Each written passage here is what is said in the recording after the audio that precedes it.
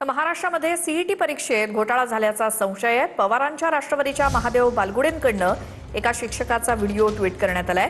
अनेक विद्यार्थी सीईटी परीक्षेत टॉपर आणि 12वी बोर्डाच्या परीक्षेमध्ये मात्र 50-60% गुण मिळवलेले दिसतात। सीईटी परीक्षेत हा घोटाळा कसा झाला त्याचा एका शिक्षकाचा व्हिडिओ समोर आलाय। सीईटी परीक्षेत घोटाळा झाल्याचा आरोप सर्वात आधी काँग्रेसचे प्रवक्ते सचिन सावंत यांनी केला होता। सीईटी मध्ये घोटाळा झाल्याचा संशय, पवारांच्या एनसीपी सह काँग्रेस नेत्यांचा आरोप। एमएचटी सीईटी परीक्षेमध्ये घोटाळा झाल्याचा संशय व्यक्त करण्यात येतोय। केंद्राच्या नीट प्रमाणे राज्य सामायिक प्रवेश परीक्षेतही गोंधळ असून 2022 पासून सीईटी परीक्षेत 10वी-12वी मध्ये 50% असलेल्या विद्यार्थ्यांना 90% पेक्षा जास्त टक्के मिळाल्याचा आरोप होतोय। या संदर्भात पवारांच्या राष्ट्रवादीच्या महादेव बालगुडेंनी एका शिक्षकाचा व्हिडिओ ट्विट केलाय। या व्हिडिओमध्ये सीईटी मध्ये घोटाळा झाल्याचा आरोप केला जातोय आणि ज्याचे पर्सेंटाईल आहे 100 म्हणजे टॉपर आहे। टॉपर महाराष्ट्रामध्ये 36 जिल्हे असं समजा तुम्ही, हे एखाद्या जिल्ह्याचा टॉपर आहे। तर आता जो जिल्ह्याचा टॉपर आहे, जिल्ह्याचा जो टॉपर आहे त्याला बोर्ड मध्ये किती पर्सेंटेज पडतात?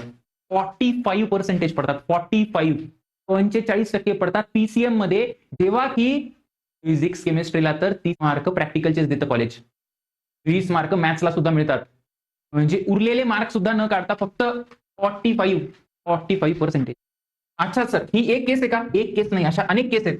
15 रँक, 13 नंतर 15चं बघा, सीईटी मध्ये टॉप, महाराष्ट्रामधून टॉप, एकदम भारी रिझल्ट, हुशार विद्यार्थी, अगेन 45%।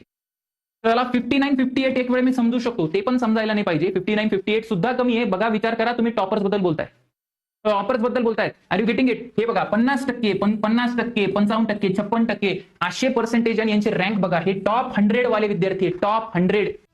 हे कसं शक्य आहे? 12वी मध्ये 40%, सीईटी मध्ये 99% कसे, हा सवाल उपस्थित केला जातोय।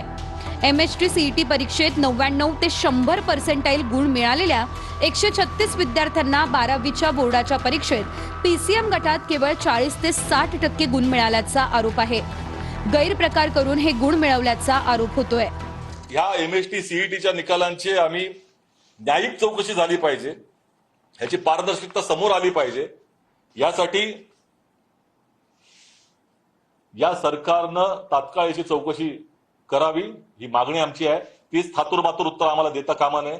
शिक्षण ही सेवा आहे, महसूल उत्पादन किंवा महसूल जमा करण्याचं साधन नाही, हे मी राज्याच्या उच्च शिक्षण मंत्र्यांना आठवण करून देऊ इच्छितो, माननीय मुख्यमंत्र्यांना आठवण करून देऊ इच्छितो। त्यामुळे याचं उत्तर तात्काळ द्यावं, हीच आपल्याकडनं, आपल्या माध्यमातून सरकारकडे